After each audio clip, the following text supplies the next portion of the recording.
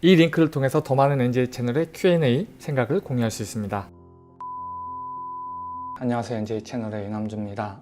오늘은 사실 제가 그전에도 계속 질문을 많이 받았었는데 강의할 때는 아니면 그냥 캐주얼하게 부분으로 이렇게 답변을 계속 드리고 있었는데 모아가지고 한번 정리하면 좋을 것 같다라고 해서 여러분들이 많이 궁금해하실 것 같은 주제를 좀 모아봤습니다. AI 시대 코딩, 바이브 코딩. 사실 저는 코딩이랑 바이브 코딩 같게 보거든요. 코딩과 바이브 코딩의 어떤 학습 방법들, 그리고 이제 장단점을 알아야겠죠. 취업 전략들 주제로 한번 간단하게 이야기를 한번 나눠보도록 하겠습니다.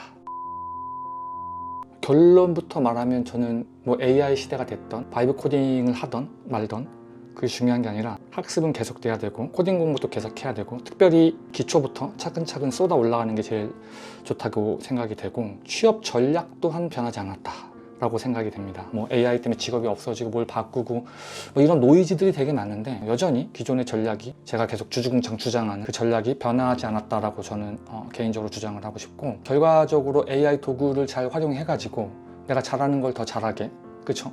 스스로 경쟁력을 확보해서 결국에는 실력을 쌓는 거고, 그 실력을 가지고 그쵸? 직급과 돈, 그 다음에 처우, 이거를 이제 실력이랑 바꿔간다. 그 개념을 제가 말씀드렸을 거예요. 그죠? 기억나시죠 다들? NJ 채널을 계속 보신 분들은 제가 개떡같이 얘기해도 찰떡같이 할 거야. 아무리 AI가 어떻고 바뀐다 하더라도 그 시대에 맞춰서, 그 변화에 맞춰서 나의 전략들을 약간씩 수정하되 큰 기류는 변하지 않았다. 동일하다. 학습해야 되고요. 내가 잘하는 거 더 잘하게 해야 되고, 실력을 늘려서 그 다음에 시장에서 나를 갖다 파는 거지. 그게 핵심인 거죠. 여러 가지 채널로 개인적인 혹은 모임에서 혹은 강의를 할 때 이런 이야기를 하면 아닌데요, 바이브 코딩 해가지고 개발자 없어진다는데요, 컴퓨터 공학이 없어진다는데요, 그런 이제 이야기를 하시는 분들이 계세요. AI가 결국에는 모든 직업을 다 대체하고 어차피 공부를 해봤자 다 그게 AI보다 못하고, 그렇게 계속 주장하시는 분들은 그렇게 하시면 됩니다.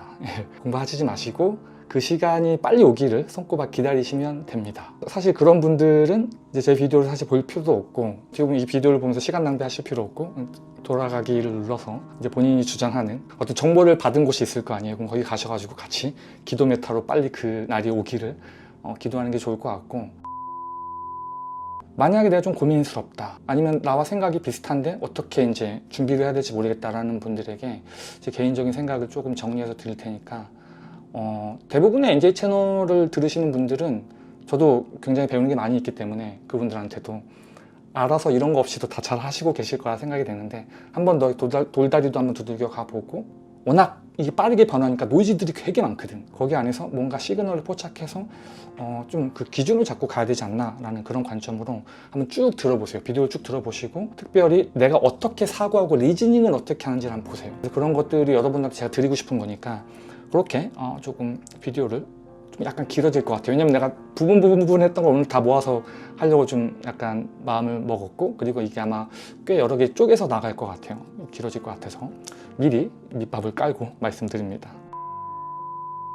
자, 일단은 시작하기 전에 이제 제 채널을 예전부터 보신 분도 계시고 요즘 들어서 보시는 분도 계시고 많이 계시겠죠, 다양한 분들이. 근데 저는 항상 제 채널에서 중요하게 생각하는 게 뭐냐면, 그냥 사고하는 방법들을 같이 공유하거든요. 내 사고가 맞다는 게 아니야.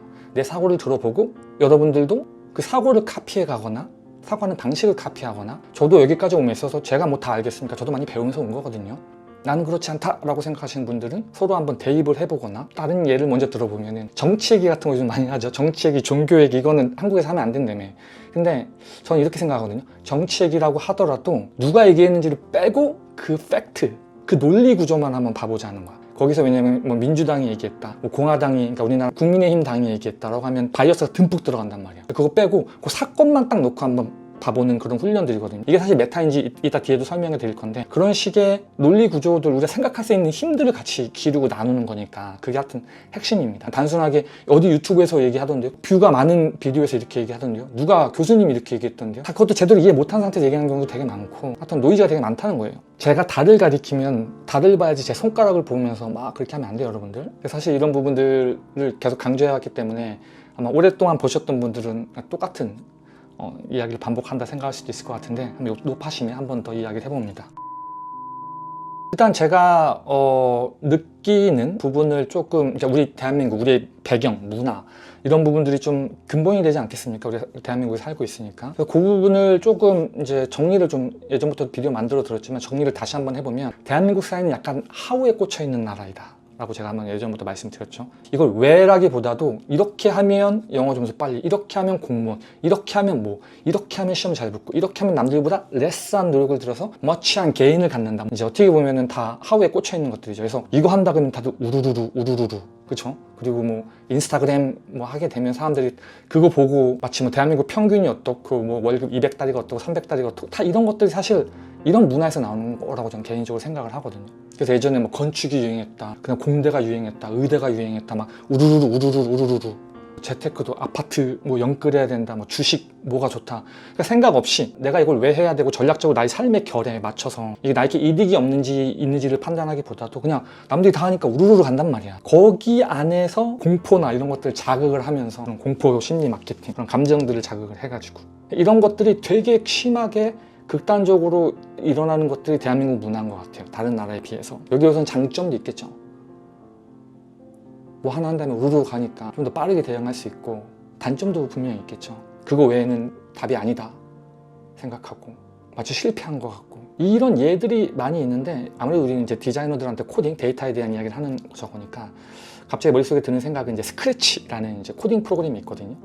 초등학교, 중학교 애들도 코딩을 할 수 있는 MIT에서 개발한 스크래치 제가 말씀드렸죠. 그 스크래치가 대부분의 사람들은 어쨌든 보면 코딩을 하기 전에 뭔가 이렇게 블럭 단위로 해서 뭔가 이렇게 문제를 해결하는 거거든요.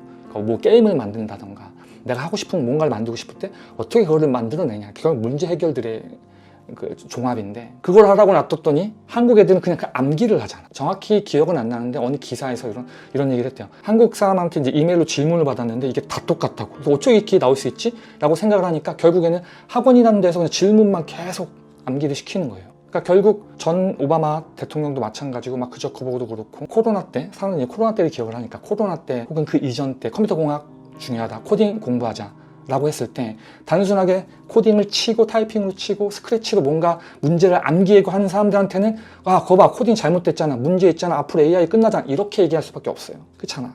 근데 결국 내가 얘기하자 코딩은 뭐다? 문제 해결 능력이에요. 문제 해결 능력. 프로블럼들을 갖고 와서 쪼개고 패턴을 이해하고 순차적으로 놔두고 합리적으로 조합해가지고 그 문제를 효과적으로 해결하는 인간의 사고 방식들이거든요. 사실 인간이 그렇게 사고하잖아. 어떤 문제든 간에. 그걸 하라고 그 도구를 만들어줬더니 그거를 그대로 복제를 해가지고 그걸 암기해가지고 시험 봐서 줄 딱 세워서 너는 잘하는 사람, 너는 못하는 사람 이렇게 학습했기 때문에 이따 뒤에도 설명드리겠지만 요즘 뭐 컴퓨터 공학 사람들이 직장을 많이 안 뽑고 계속 잘려나가고 지금 망했다. 제가 얼마 전에 아는 교수님 만났는데 대학교의 30%가 취직을 못했다고 하더라고요.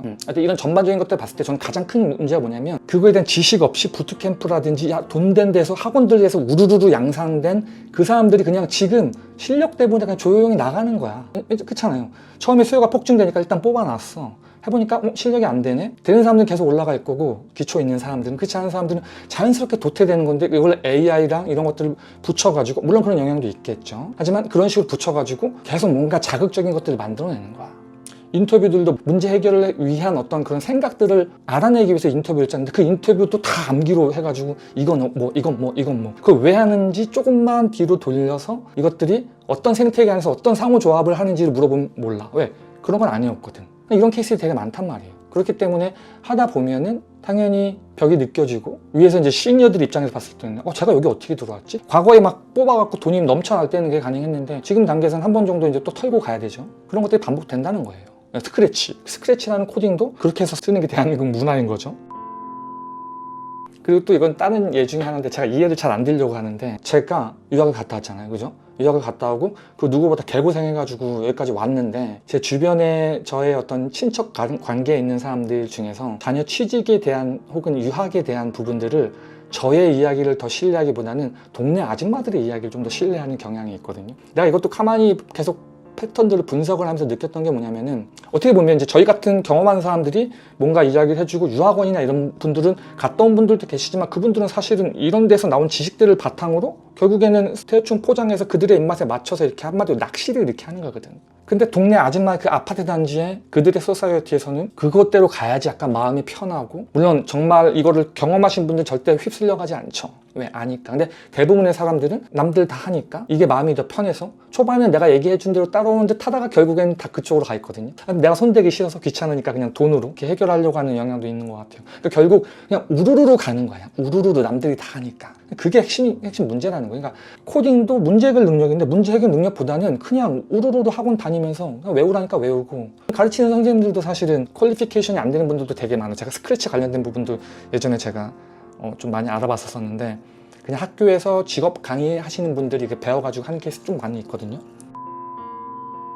그리고 또 하나, 이거는 약간 다른 얘기일 수도 있는데, 제가 가끔 이렇게 스터디를 나가는데 스터디 하시는 분 중에서 컴퓨터 비전 쪽을 하시는 분이 계세요. 그래서 컴퓨터 비전 쪽을 하는데, 요즘 사실 머신러닝, 딥러닝이 기존의 컴퓨터 비전 쪽 일들까지도 워낙 탁월하게 해결을 하니까 이제 비전이랑 같이 해가지고 막 하시더라고요. 그분이랑 한번 이렇게 얘기를 쭉 나누다가 이런 얘기를 했어요. 자기는 암만 생각해봐도 이게 추론이 아닌 것 같은데, 요즘은 뭐 일론 머스크도 그렇고 벌써 몇 달 됐네요. 그런 분들 매스미디어에서 혹은 뉴스페이퍼나 이런 데서 C레벨의 C레벨의 사람들, 뭐 마크 저커버그라든지 그런 분들이 추론이 어떻고 막 이런 얘기를 하니까 이게 진짜 추론인가? 자기도? 어떻게 보면 자기는 그걸 개발하는 사람 입장에서는 추론이라고 생각하지 않는데, 외부에서 추론이라 계속 얘기하니까 이거 추론인가 보다 이렇게 생각을 한다는 이야기를 들었거든요. 물론 이제 그런 마케팅을 하시는 분들은 뭔가 이슈를 만들고 계속 그래야 되지만, 지금은 이제 여러분들 이런 얘기해도 어느 정도 들으실 거예요. 왜냐면 과거에는 그냥 AI 하면 다 그쪽으로 우르르 갔지만, 지금은 저도 댓글 같은 거 보면은 많이 조금 뭐랄까 정상화가 된 느낌도 없지 않아 들거든요. 그래서 어쨌든 매스미디어에서 뭔가 하나 이야기를 하면은 그게 마치 진리인 것처럼 다 퍼져가지고 사람들이 다 그것만 우르르 가고, 그거 외에는 다 틀렸다고 생각하는 부분들, 이런 부분들에 대해서 좀 약간 확증 편향이라고도 하죠. 노이즈도 되게 많은 이제 그런 부분들이 분명히 있죠.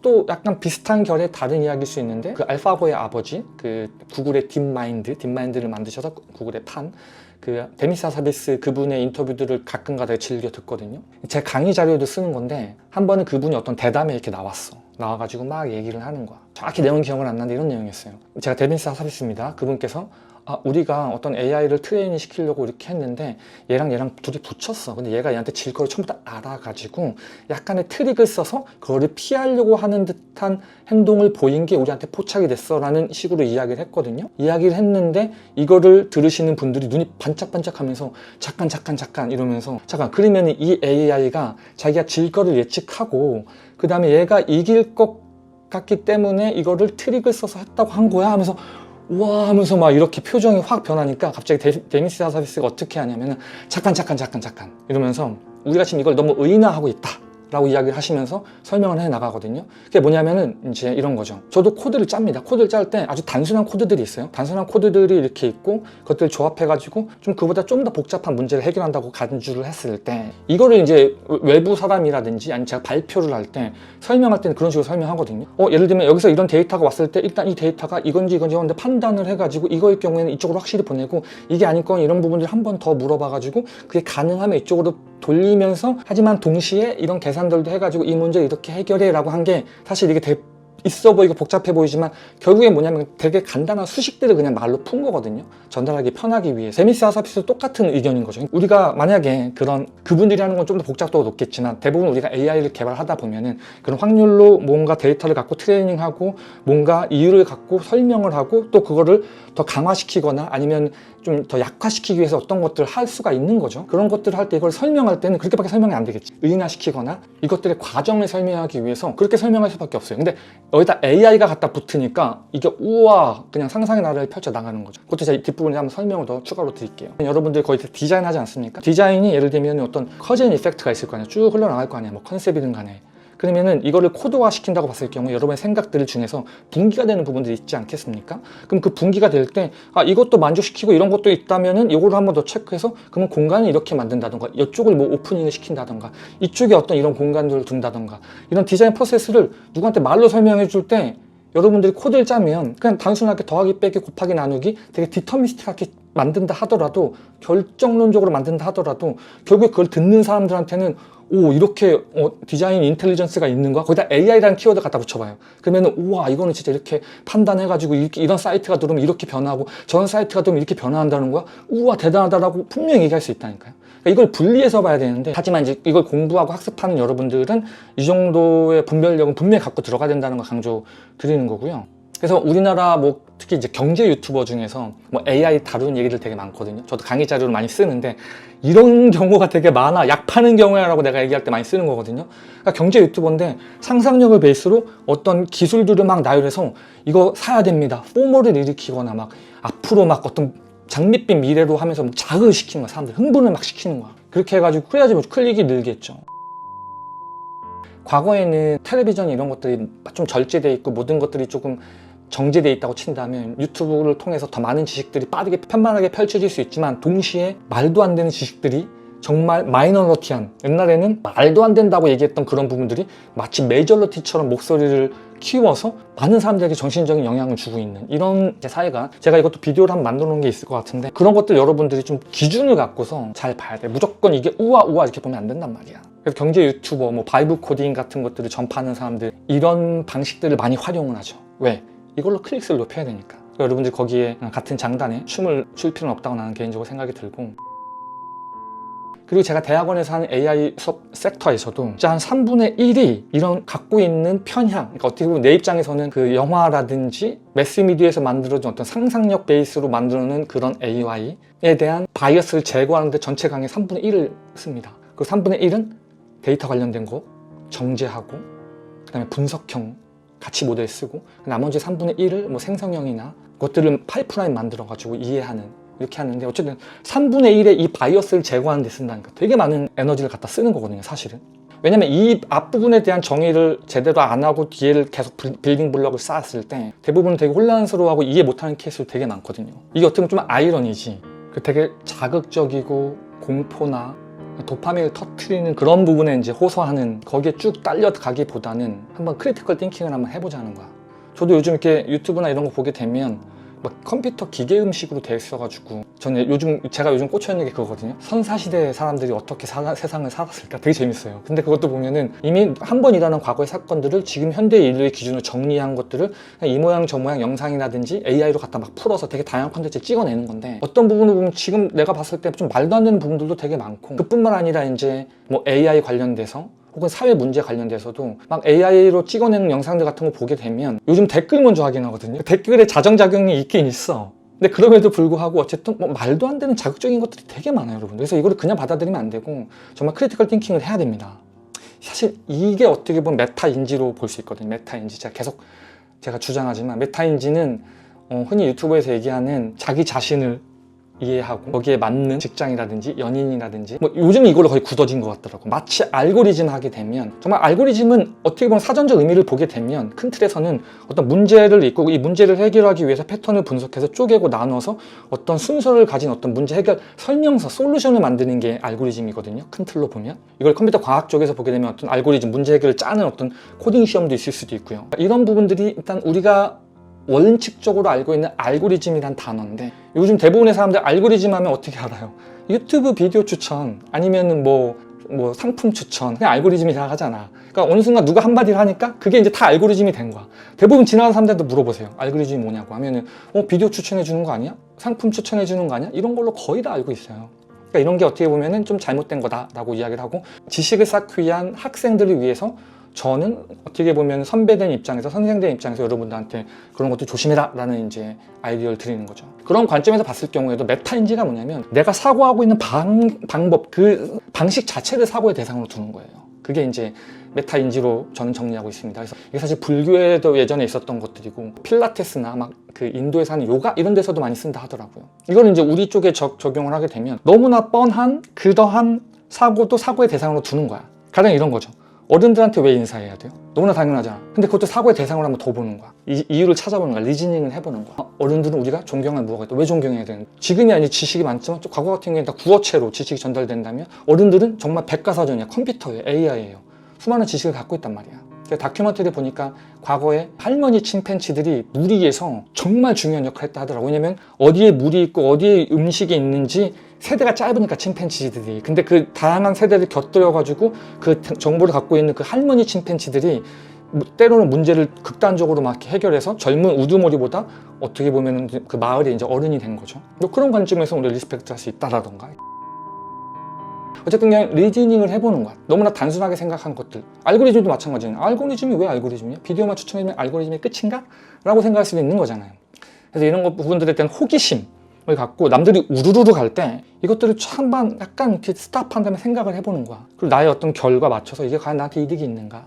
좀 전략적으로 가야 되지 않나. 공을 따라가지 마세요. 우르르르. 공이 갈 방향으로 이렇게 가야 된다는 말씀을 드립니다. 저랑 생각이 같지 않더라도 저 사람이 도대체 어떤 생각을 하고 있는지 한번 들어보고 뒤에 나올 것들도 한번 여러분들의 사고하는 훈련을 하고 여러분들의 사고를 좀 더 강화시키는. 사실 브레인스토밍 하는 게 있는데 벌써 이게 인트로만 30분이 넘어가 버렸네요. 좋습니다. 계속 해보죠. 예.